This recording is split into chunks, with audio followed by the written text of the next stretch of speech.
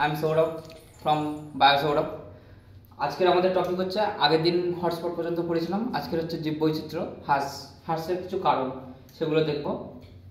তো চলো সময় নষ্ট না করে শুরু করা যাক। আর পড়ানোটা ভালো লাগলে লাইক, শেয়ার, সাবস্ক্রাইব করে দেবে, ভুলবে না। ঠিক আছে, আজকে তাহলে নেক্সট টপিক হচ্ছে জৈববৈচিত্র্য হ্রাস। তাহলে আমরা জানবো, আগের দিন জেনেছিলাম জীববৈচিত্র্য কী জিনিস, জীববৈচিত্র্য বা বাস্তুতন্ত্র কী জিনিস। আমি আরেকবার একটা সামারি দিয়ে দিচ্ছি। বাস্তুতন্ত্রটা কী জিনিস, বাস্তুতন্ত্রটা হচ্ছে, আমি আগের দিন দেখেছিলাম একটা খাদ্য শৃঙ্খল, যেখানে এখানে আছে হচ্ছে উৎপাদক। আচ্ছা, নেক্সট পর্যায়ে আছে প্রাথমিক খাদক, তারপরে আছে গৌণ খাদক।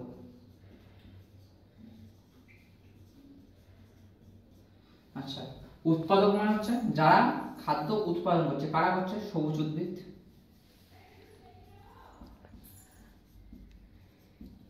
সবুজ উদ্ভিদরা খাদ্য উৎপাদন করছে।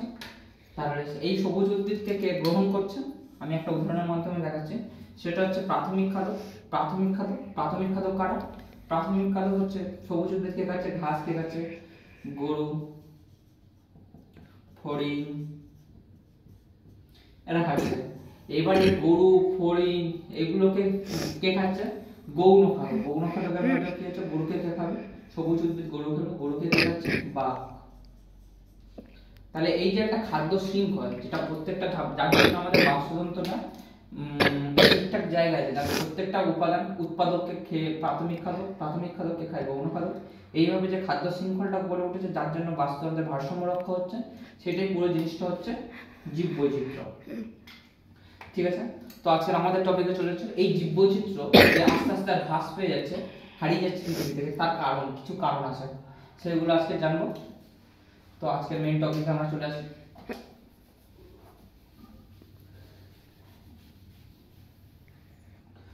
সো আজকে প্রথম কারণ হচ্ছে জীববৈচিত্র্যের হ্রাস।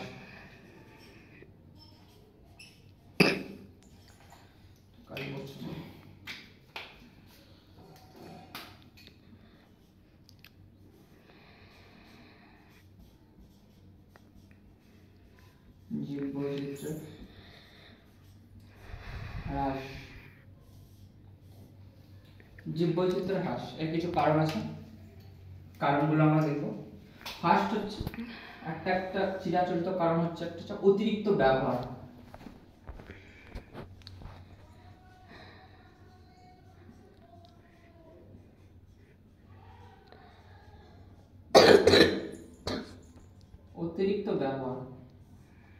অতিরিক্ত ব্যবহার কি হচ্ছে? প্রাকৃতিক সম্পদের অতিরিক্ত ব্যবহার ফলে কি হচ্ছে? প্রাকৃতিক সম্পদের বাস্তুতন্ত্রের হ্রাস হচ্ছে, ফলে জীববৈচিত্র্য হ্রাস পাচ্ছে।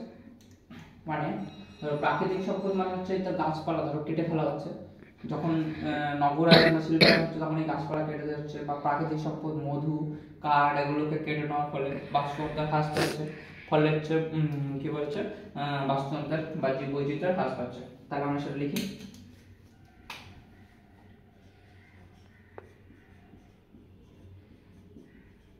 প্রাকৃতিক সম্পদের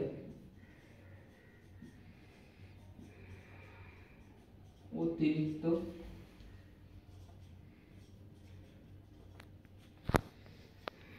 ব্যবহারের ফলে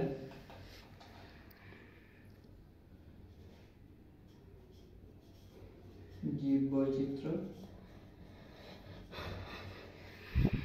হ্রাস পায়। ঠিক আছে, তাহলে জীববৈচিত্র্য হ্রাসের কারণ হচ্ছে অতিরিক্ত ব্যবহার, প্রাকৃতিক সম্পদের অতিরিক্ত ব্যবহারের ফলে জীববৈচিত্র্য হ্রাস পায়। এবার নেক্সট আর কি ক্লাস হচ্ছে, একটা খুব গুরুত্বপূর্ণ হচ্ছে চোরা শিকার। তাই দেখি 2 নম্বর পয়েন্ট,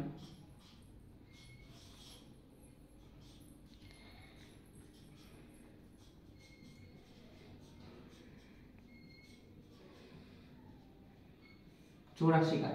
চোরা শিকারটা কি হচ্ছে না, চোরা শিকারটা হচ্ছে বিভিন্ন বাইরে থেকে জঙ্গলে আসছে, বিভিন্ন বাইরে থেকে শিকারীরা জঙ্গলে আসছে, কি হচ্ছে বিভিন্ন পশু পাখির চামড়া, দাঁত, যেগুলো আমি আগেরটাতে বলেছিলাম যে কি বলে অর্থনৈতিক গুরুত্ব যেগুলো তো বলেছিলাম, যেগুলো হাতির দাঁত বা বাঘের চামড়া বা হরিণের শিং, এগুলোতে বিভিন্ন ধরনের ওষুধ বা অন্য কিছু প্রস্তুতি হচ্ছে বা বাইরে পাচার করে দিচ্ছে, তার ফলে একটা অর্থনৈতিক গুরুত্ব বা তার হচ্ছে একটা সেই তার লোভে চোরা শিকারীরা কি হচ্ছে এই যেগুলো কোর অঞ্চল যেখানে প্রবেশ এসে সেসব অঞ্চলে ঢুকে চোরা শিকার করে মানে শিকার করছে, ফলে চোরা শিকারের ফলেও একটা জীববৈচিত্র্য হ্রাস পাচ্ছে। তাহলে এটা হলো, তাহলে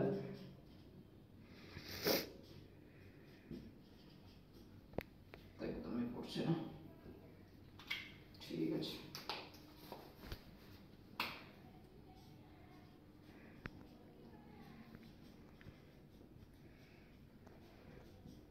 চোরা শিকারীদের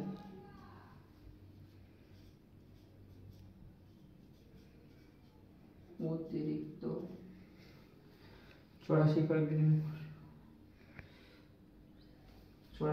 অতিরিক্ত শিকারের ফলে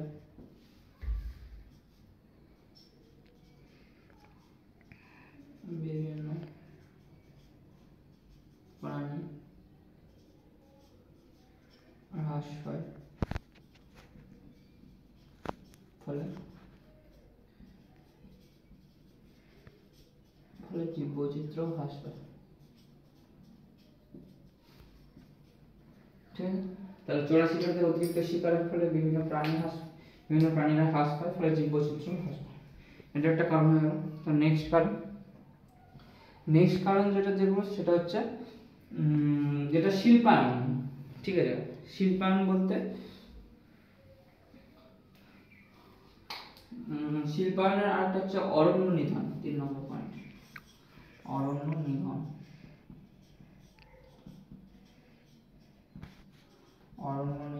অরণ্য নিধনে কি হচ্ছে,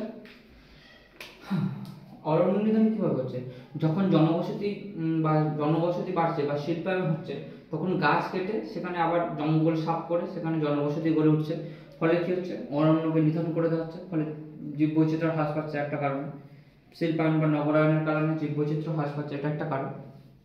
তাহলে কি হচ্ছে অরণ্য নিধন হচ্ছে শিল্পায়ন বা অতিরিক্ত জনসংখ্যা বৃদ্ধির ফলে যে অরণ্য গাছপালা, জঙ্গলের গাছপালা কেটে দিয়ে সেখানে বসতি গড়ে উঠছে, তার ফলে একটা জীববৈচিত্র্য হ্রাস পাচ্ছে। এটা হচ্ছে জীববৈচিত্র্য হ্রাসের একটা কারণ। শিল্পায়ন বা